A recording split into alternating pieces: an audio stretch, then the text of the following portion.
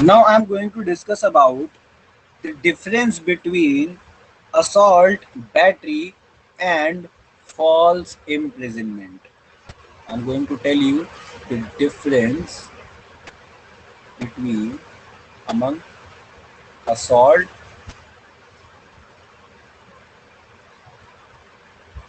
battery,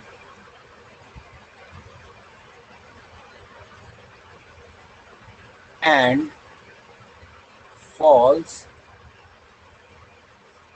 false imprisonment.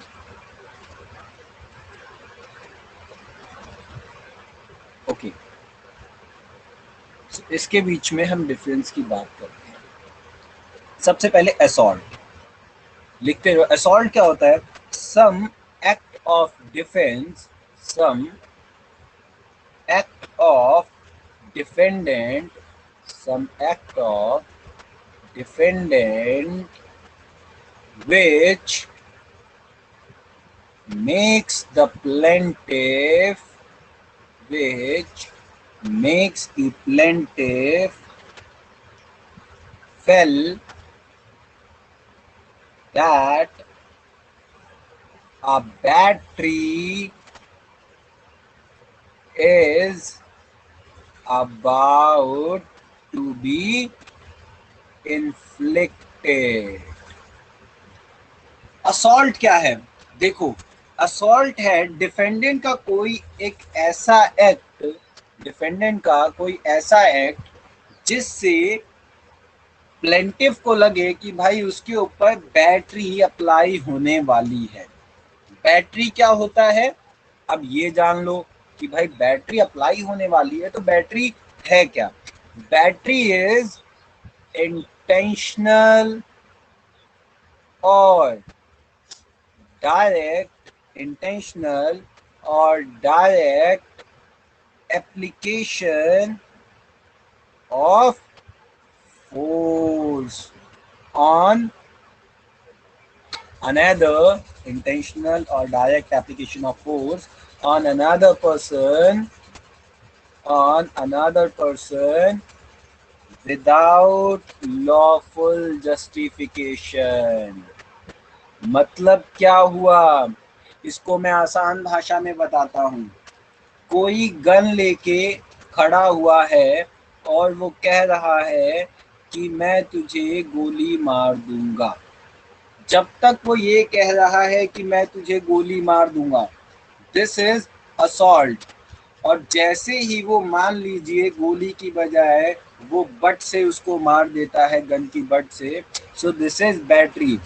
या फिर उसको मार देता है, इंजरी दे देता है, फोर्स यूज करता है उसके अगेंस्ट, तो वो क्या हो जाती है? बैटरी.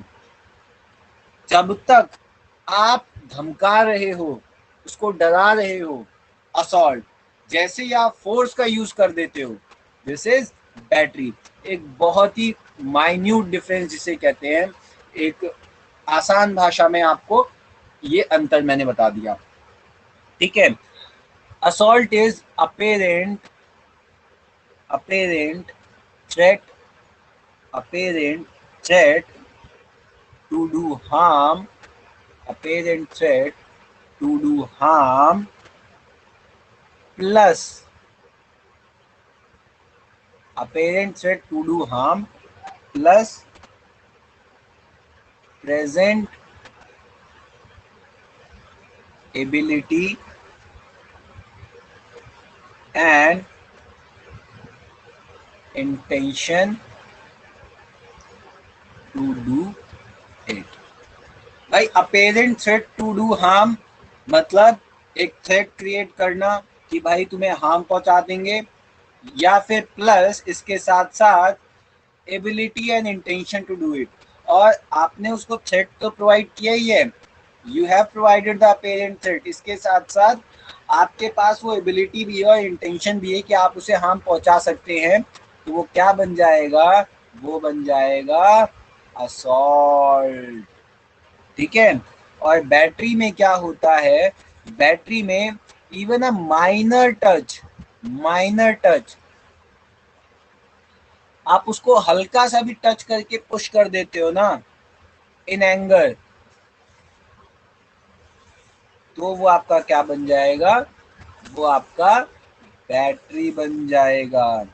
ठीक है, मान लो आपने दोस्ती यारी में अपने दोस्त को धक्का दे दिया, सो दिस इज समथिंग कि वो आपके ऊपर भाई बैटरी का नहीं फाइल कर सकता केस, ठीक है। लेकिन मान लो गुस्से में वही चीज है और उतना ही पुश है, so this is battery. So basically it depends on the situation और circumstances, ठीक है, depends on situation and circumstances। Assault में क्या होता है, एक्चुअल टच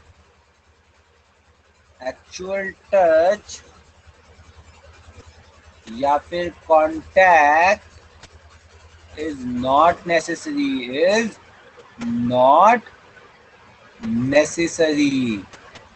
एक्चुअल टच और contact is not necessary, whereas battery में क्या होता है, actual touch and contact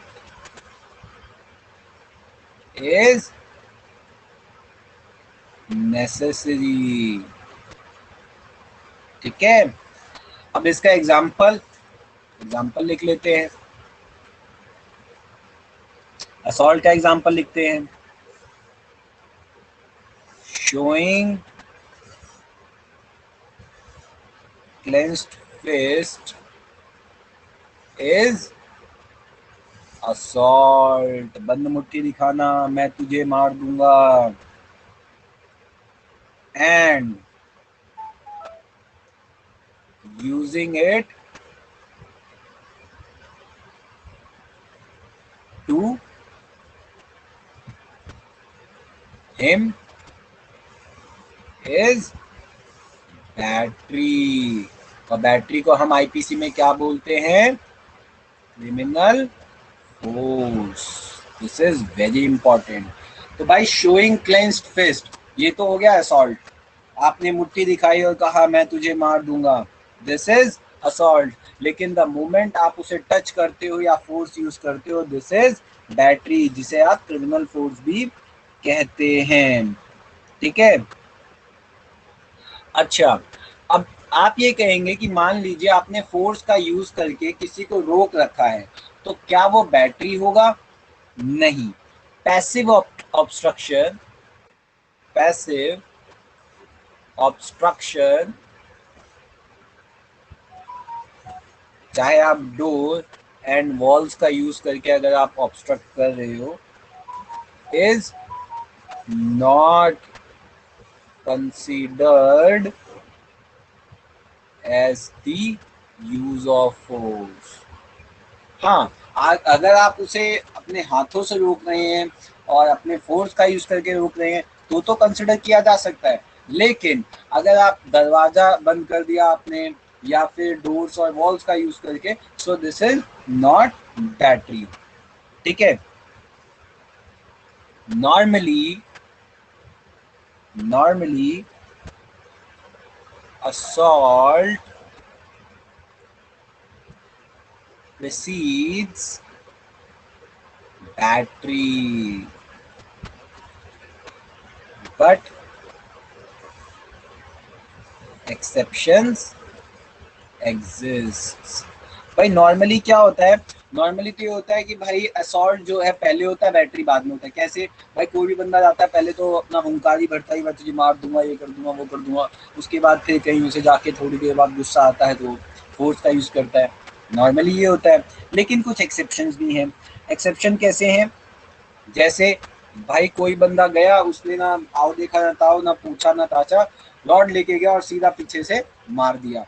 so this is something कि इसमें असॉल्ट नहीं है, सीधा बैटरी थी। Example, a blow on the head from behind, पीछे से सीधा सर पे वार कर देना। ठीक है, ये जो है टॉर्ट के साथ साथ क्रिमिनल रॉन्ग भी है। ठीक है, it is also a crime under section 351 IPC plus civil liability भी इसमें होती है टॉर्ट की, ठीक है। और सिमिलरली अगर हम इसकी बात करें बैटरी की, सो crime under section 350 IPC and also civil liability under tort। अब मैंने इन दोनों का तो बता दिया, अब आप कहोगे फॉल्स इम्प्रिजनमेंट का तो बताया नहीं।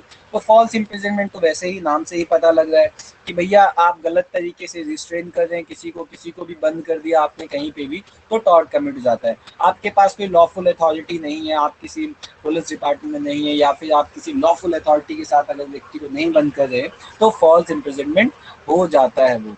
That is restraining a person या रिस्ट्रेंट ऑन समवन, ये लिख लीजिए आप, restraint on someone's liberty without legal justification, बिना किसी लीगल जस्टिफिकेशन के आपने किसी की लिबर्टी को हैम्पर कर रखा है। और ये भी टॉर्ट के साथ साथ क्रिमिनल रॉन्ग भी है। It is a civil tort में as well as criminal IPC में रॉन्ग, ठीक है। आई बात समझ यहां तक? हाँ जी।